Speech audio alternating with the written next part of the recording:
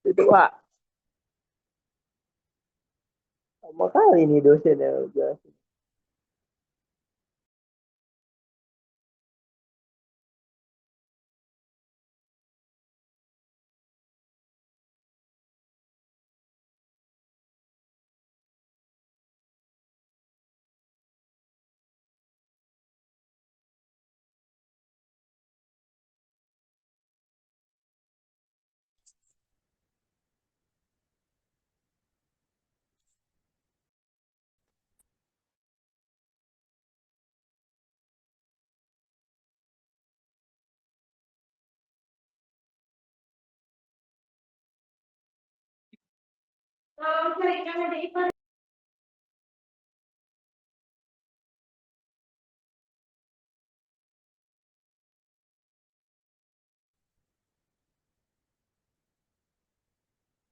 Assalamualaikum warahmatullahi wabarakatuh. Waalaikumsalam. Waalaikumsalam. Waalaikumsalam warahmatullahi wabarakatuh. Materinya sudah kelihatan? Sudah, Pak. Sudah, Pak. Oke, kita mulai lagi season yang kedua, materi yang kedua. Judulnya adalah Hakikat Metafisika Ketuhanan dalam Menjawab Tantangan Generasi Z atau yang disebut dengan Gen Z. Mahasiswa sekalian, kita lihat sekarang pendahuluannya. Generasi Z merupakan generasi yang lahir dan tumbuh dalam perkembangan teknologi digital, internet, media sosial, dan kecerdasan buatan atau artificial intelligence. Mereka memiliki akses informasi yang sangat luas, berpikir cepat, kritis, kreatif, tetapi juga menghadapi berbagai tantangan seperti krisis identitas, kecemasan atau anxiety, kesepian, relativisme moral, krisis makna hidup, dan menurunnya kualitas spiritualitas. Kemajuan teknologi telah menjawab berbagai persoalan teknis manusia, namun belum menjawab pertanyaan-pertanyaan mendasar seperti siapakah saya, mengapakah saya hidup, apa tujuan kehidupan, mengapa harus berbuat baik, apakah Tuhan benar-benar ada, apa makna kematian.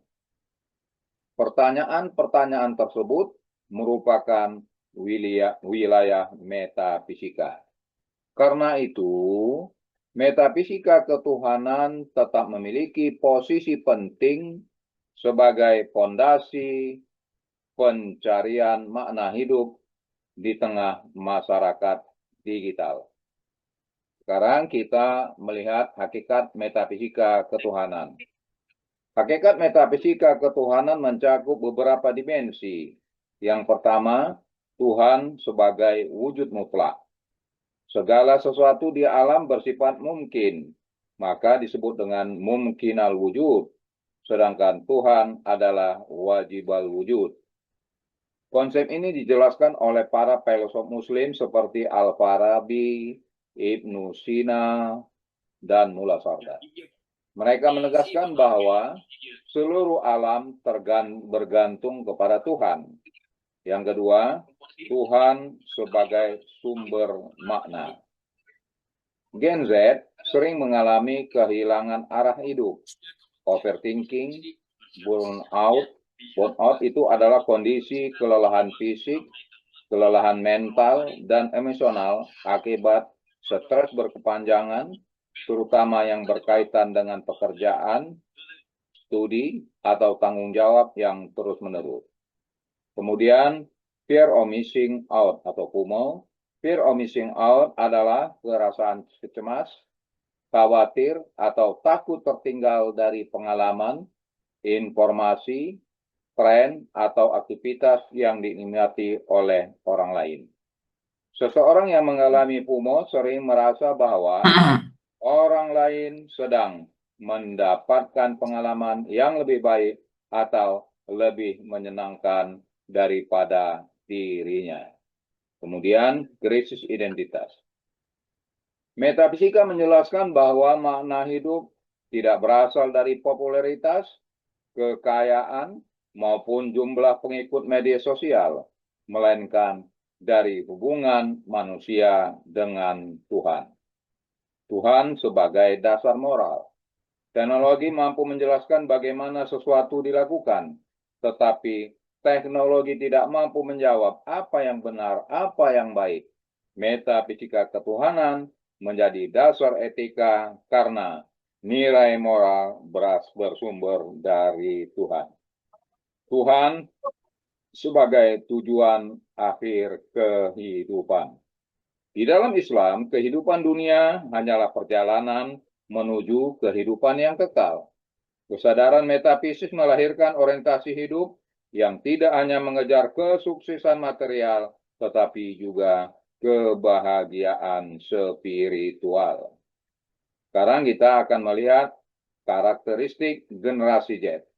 Beberapa karakter utama daripada Gen Z adalah positif, digital native, kreatif, cepat belajar, berpikir kritis, adaptif, terbuka terhadap perubahan.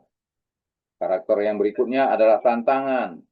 Akibatnya, Gen Z, kecanduan media sosial, krisis konsentrasi, individualisme, konsumerisme, hedonisme, dan krisis spiritual, relativisme moral, anxiety dan depresi, kesulitan membangun hubungan yang mendalam. Sekarang persoalannya adalah, mengapa Gen Z membutuhkan metafisika? Yang pertama, menjawab krisis identitas. Media sosial membentuk identitas berdasarkan pencitraan. Metafisika mengajarkan bahwa identitas manusia berasal dari fitrah sebagai makhluk Tuhan. Manusia bernilai karena keberadaannya, bukan karena popularitasnya. Yang kedua, menjawab krisis makna. Banyak Gen Z sukses secara akademik, namun tetap merasa kosong. Hal ini menunjukkan bahwa manusia tidak hanya membutuhkan materi, tetapi juga makna. Viktor Frankl menjelaskan bahwa manusia selalu mencari makna hidup. Di dalam Islam, makna hidup ditemukan melalui pengabdian kepada Allah sebagai Tuhan. Yang ketiga, menjawab krisis moral. Internet menyediakan informasi tanpa batas, namun tidak semua informasi benar. Metafisika ketuhanan memberikan standar objektif tentang benar dan salah berdasarkan nilai ketuhanan. Yang keempat, menjawab krisis spiritual. Teknologi mempercepat komunikasi, namun tidak otomatis mendekatkan manusia kepada dirinya sendiri, apalagi kepada Tuhan.